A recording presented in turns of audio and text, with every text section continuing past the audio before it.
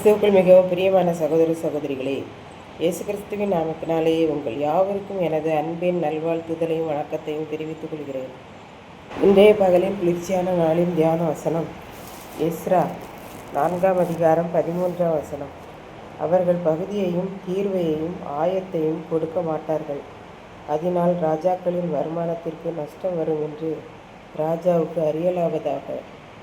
யூதாவுக்கும் எருசலேமுக்கும் ஆலயம் கட்டுவதற்கு விரோதமாய் பெர்சிய ராஜாவாகிய அர்தசஷ்டாவுக்கு ஒரு மனுவை எழுதி அதில் சகல அசீரிய மக்களும் கையெழுத்திட்டார்கள்.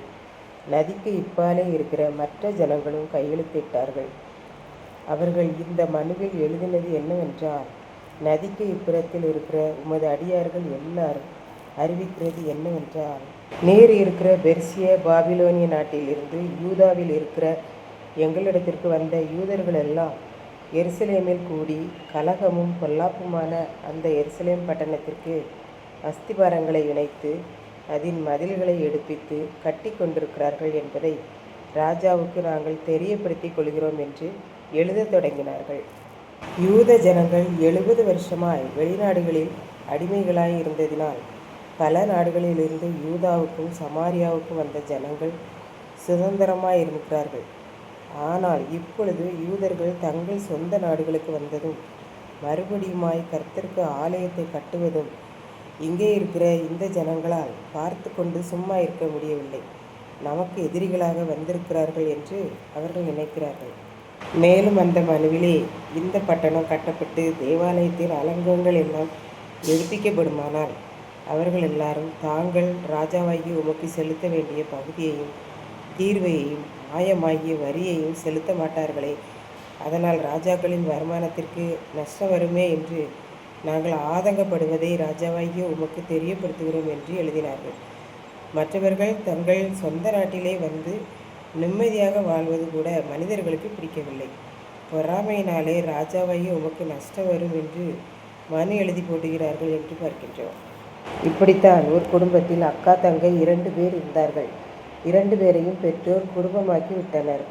மூத்த பிள்ளை தனியாக சம்பாதித்து கஷ்டப்பட்டு வேலைகளை செய்து குடும்பமாகி இருக்கிறாள். இளைய மகள் தாய் தந்தையோடு இருக்கிறாள். குடும்பமாக பெற்றோரோடு சந்தோஷமாக இருக்கிறாள். இப்போது மூத்த மகள் அவளுக்கென்று தனியாக வீடு கட்டுகிறாள். நிலங்களை வாங்குகிறாள்.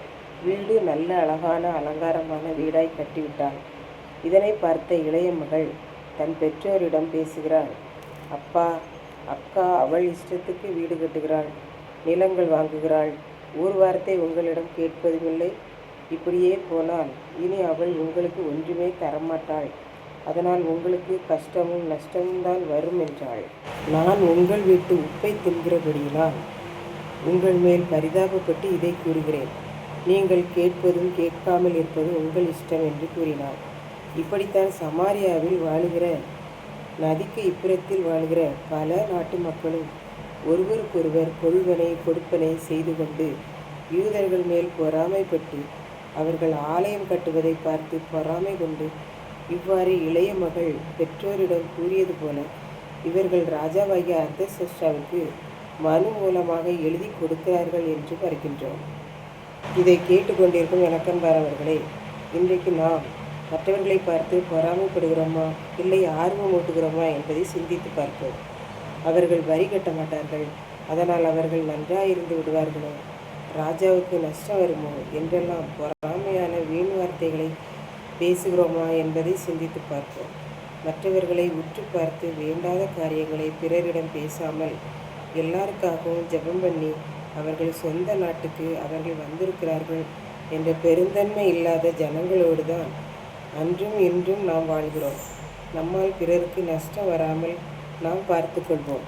கர்த்தர் தாமே இந்த வார்த்தைகளை ஆசீர்வதிப்பாராக. ஆமென். ஜெபம். அன்பின் ஆண்டவரே, இந்த அருமையான நல்ல நாளுக்காக நன்றியோடு ஸ்தோத்திரிக்கிறேன். இப்பொழுதும் இந்த வார்த்தைகளை கேட்டுக்கொண்டிருக்கிற ஒவ்வொரு பிள்ளைகளும் மற்றவர்களால் இந்த உலகத்திற்கு கஷ்டமும் நஷ்டமும் வராமல் காத்து கொள்ள வேண்டும் என்று ஜெபிக்கிறோம்.